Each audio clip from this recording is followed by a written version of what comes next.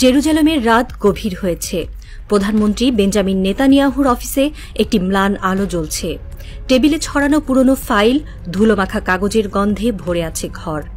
হঠাৎ তিনি একটি ফাইল খুললেন, আর চোখ আটকে গেল একটি নামে, সাইফুল আজম। জাতীয়তার নিচে লেখা বাংলাদেশি।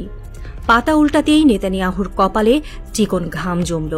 তার সামনে উঠে এলো 1967 সালের আরব ইসরায়েল যুদ্ধের সেই ভয়ঙ্কর স্মৃতি। একজন পাইলট যিনি ইসরায়েলি বিমান বাহিনীর জন্য দুঃস্বপ্ন হয়ে উঠেছিলেন। 4টি যুদ্ধবিমান ধ্বংস, একটি রেকর্ড যা আজও কেউ ভাঙতে পারেনি। ফাইলে লেখা ইসরায়েলের ব্যাপক ক্ষতি সাধনকারী এই বাংলাদেশি পাইলট ছিলেন অপ্রতিরোধ্য। নেতানিয়াহুর হাত কাঁপল। ইসরায়েলের জন্য তিনি ছিলেন আতঙ্ক, কিন্তু মানবতাবাদীদের কাছে একজন হিরো। কারণ সাইফুল আজম লড়েছিলেন মজলুমদের পক্ষে, নিপীড়িতদের জন্য আকাশের ঢাল হয়ে। নেতানিয়াহু চেয়ারে হেলান দিয়ে ভাবলেন, কে ছিলেন এই মানুষ? তার গল্প কি? বাইরে রাতের বাতাসে একটি অস্পষ্ট গর্জন শোনা গেল, যেন সেই পুরনো দিনের প্রতিধ্বনি। 1941 সালে পাবনার এক গ্রামে জন্ম সাইফুল আজমের। ছোটবেলা থেকেই তার চোখ ছিল আকাশের দিকে। গ্রামের মাঠে দাঁড়িয়ে তিনি বিমানের শব্দ শুনতেন আর স্বপ্ন দেখতেন একদিন তিনি আকাশে উড়বেন। 1950-এর দশকে তিনি পাকিস্তান এয়ারফোর্সে যোগ দেন। সেখানে তিনি প্রশিক্ষণ নেন, দক্ষতা অর্জন করেন। তার হাতে বিমান যেন জীবন্ত হয়ে উঠত। তিনি শুধু পাইলট ছিলেন না, আকাশের শিল্পী ছিলেন। 1965 সালে পাক ভারত যুদ্ধে তার প্রথম বীরত্ব প্রকাশ পায়। পাকিস্তানের হয়ে তিনি একটি ভারতীয় নেটজেট ভূপাতিত করেন।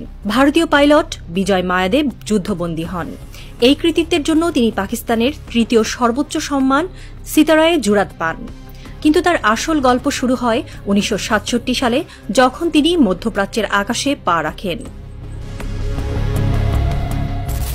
1967 সালের 5 জুন ভোরের আলো ফোটার আগেই মধ্যপ্রাচ্যের আকাশে কালো মেঘ ঘনিয়ে এলো। ইসরায়েলি বিমান বাহিনী মিশরের ওপর আতর্কিত হামলা চালাল। মিশরের বিশাল বিমানবহর মাটিতে থাকতেই ধ্বংস হয়ে গেল। শত শত যুদ্ধবিমান পুড়ে ছাই, রানওয়ে ধ্বংসস্তূপ। 24 ঘণ্টার মধ্যে আরব দেশগুলো 450টি বিমান হারাল। মিশরের পর ইসরায়েলের লক্ষ্য হল জর্ডান, একটি দুর্বল দেশ। জর্ডানের কাছে ছিল মাত্র 24টি ব্রিটিশ হকার হান্টার। ইসরায়েলের সুপারসনিক জেটের কাছে এগুলো ছিল প্রায় অকেজো, পাইলটেরও অভাব। কিন্তু সেই অসম যুদ্ধে আকাশে উড়লেন সাইফুল আজম। মাফরাক বিমান ঘাঁটি থেকে তিনি হকার হান্টার নিয়ে উড়লেন। তার হাতে বিমানটি যেন একটি তীর হয়ে উঠল। জর্ডানের আকাশে তিনি একা দাঁড়ালেন, কিন্তু তার সাহস ছিল অপরিমেয়। 5 জুনের সকাল সাইফুল আজমের লক্ষ্যে ধরা পড়ল ইসরায়েলের 2টি সুপারসনিক জেট। প্রথমটি ছিল একটি সুপার মিস্টার। তার অব্যর্থ আঘাতে বিমানটি আকাশ থেকে মাটিতে আছড়ে পড়ল। দ্বিতীয়টি ধোঁয়া ছড়াতে ছড়াতে পালালো, কিন্তু ইসরায়েলি সীমানায় গিয়ে ধ্বংস হল। একই দিনে আরও 2টি বিমান তার শিকার হল। মোট 4টি ইসরায়েলি যুদ্ধবিমান, একটি রেকর্ড যা আজও অটুট। ইসরায়েলের পরিকল্পনায় যেন ভূমিকম্প হল। 4টি বিমান হারিয়ে তারা হতবাক। জর্ডানের আকাশে সাইফুল ছিলেন মৃত্যুর দূত। তার হাতে হকার হান্টার যেন অপ্রতিরোধ্য অস্ত্র হয়ে উঠেছিল। জর্ডান সরকার তাকে হুস্তামি ইস্তেকলাল সম্মান দিল। জর্ডানিরা বলে, সাইফুল না থাকলে জর্ডান মানচিত্র থেকে মুছে যেত। তিনি শুধু বিমান ধ্বংস করেননি, একটি জাতির স্বাধীনতা রক্ষা করেছিলেন। পরদিন 6 জুন সাইফুলের দায়িত্ব পড়ল ইরাকের বাগদাদে। 7 জুন ইসরায়েলি বিমান বাহিনী বাগদাদ ও আল ওয়ালিদ ঘাঁটিতে হামলা চালাল। 4টি ভেটর বোম্বার আর 2টি মিরেজ ট্রিসি জেট নিয়ে তারা এলো। ইসরায়েলি ক্যাপ্টেন গিডিয়ন ড্রোরের নেতৃত্বে হামলায় সাইফুলের উইংম্যান নিহত হলেন। 2টি ইরাকি বিমান ধ্বংস হল, কিন্তু সাইফুল পিছু হটলেন না।